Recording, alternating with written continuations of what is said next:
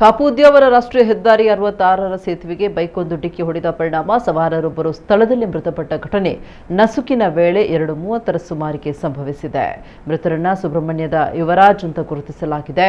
ಮಂಗಳೂರು ಕಡೆಯಿಂದ ಉಡುಪಿ ಕಡೆ ಬರ್ತಾ ಇದ್ದ ಬೈಕ್ ಅತಿ ವೇಗ ಹಾಗೂ ಅಜಾಗರೂಕತೆಯಿಂದ ನಿಯಂತ್ರಣ ತಪ್ಪಿ ಸೇತುವೆಗೆ ಡಿಕ್ಕಿ ಹೊಡೆದಿದೆ. ಇದರಿಂದ ರಸ್ತೆಗೆ ಬಿದ್ದು ಗಂಭೀರ ಗಾಯಗೊಂಡ ಸವಾರ ಯುವರಾಜ್ ಸ್ಥಳದಲ್ಲೇ ಮೃತಪಟ್ಟಿದ್ದಾರೆ ಅಂತ ತಿಳಿದು ಬಂದಿದೆ.